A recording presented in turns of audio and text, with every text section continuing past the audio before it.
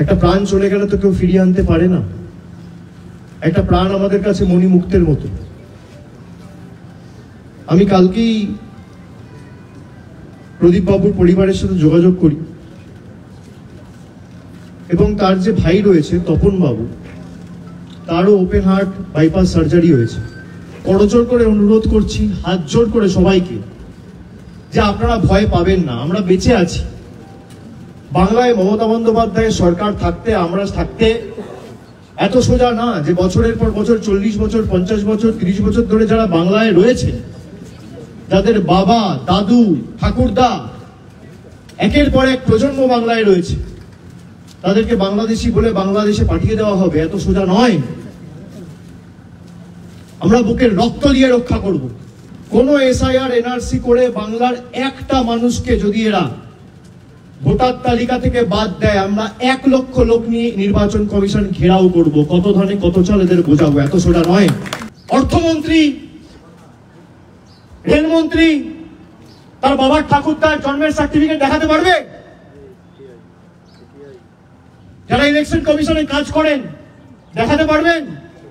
স্থানীয় যারা বিজেপির নেতারা যদি এখানে ঢোকেন, ঘিরে ধরবেন এদেরকে, বলবে বাবা ঠাকুরদার সার্টিফিকেট নিয়ে আয়, তারপর প্রচার করতে আসবে। বাবা ঠাকুরদার সার্টিফিকেট নিয়ে আয়, তারপর প্রচার করতে আসবি। বেঁধে রাখবেন, বেঁধে রাখবেন, গাছে পোস্টে বেঁধে রাখবেন, হাত তুলবেন না। আমরা শান্তিতে বিশ্বাস করি। বলবেন সার্টিফিকেট নিয়ে আয়, তারপর তো তৈরি খুলবো। যা, তোর বাবার সার্টিফিকেট, বাবার বার্থ সার্টিফিকেট, তোর দাদুর বার্থ সার্টিফিকেট, তোর ঠাকুরদার বার্থ সার্টিফিকেট, আর তোর দিদিমার বার্থ সার্টিফিকেট। তোর অমিত শাহ, মোদী সরকার যে আমাদের থেকে সার্টিফিকেট চেয়েছে, আগে তোরা সেই সার্টিফিকেট মানুষকে দেখা, তারপর কাগজ চাইবি মানুষের থেকে। আগামী দিন জবাব নেওয়ার জন্য আমাদের সকলকে এখন থেকে প্রস্তুত থাকতে হবে। যে কটা ছাইপাস পড়ে আছে, আমি বলছি এরা যদি প্রচার করতে আসে, এদেরকে হিসাব চাইবেন প্রথমে, যে 11 বছর এদের সরকার ক্ষমতায় এই পানিহাটির জন্য, পাশে খড়দার জন্য, ব্যারাকপুরের জন্য কি করেছে। আর সেকেন্ড হচ্ছে বাপ ঠাকুরদার সার্টিফিকেট নিয়ে আসবি, তারপর ভোটের যে কোনো পত্র মানুষকে দিবি। যদি না দিতে পারে বেঁধে রাখবেন। আমি আছি। 4 তারিখ থেকে এসআইআর শুরু হবে। 4 তারিখ থেকে 1 মাস যতদিন ফর্ম বিলি হবে, আমি রাস্তায় থাকবো।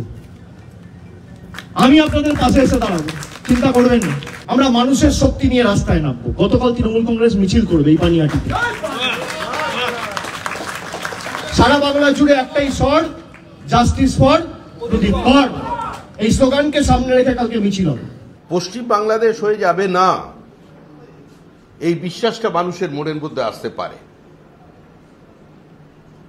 সেই আবহে আমাদের এখানের তৃতীয়বারের জন্য নির্বাচিত যে তৃণমূল কংগ্রেস সরকার আছে,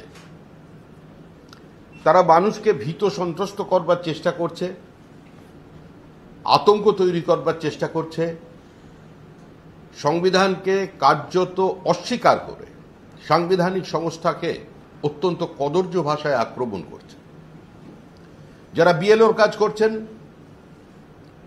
তাদের আতঙ্কিত করা, একটা ভয়ের আবহের মধ্যে ঠেলে দেওয়া, ভবিষ্যতে তাদের উপরে প্রাণঘাতী হামলা হতে পারে এ ধরনের নির্দেশ, এবং সরকারি কর্মচারীদের বিরুদ্ধে,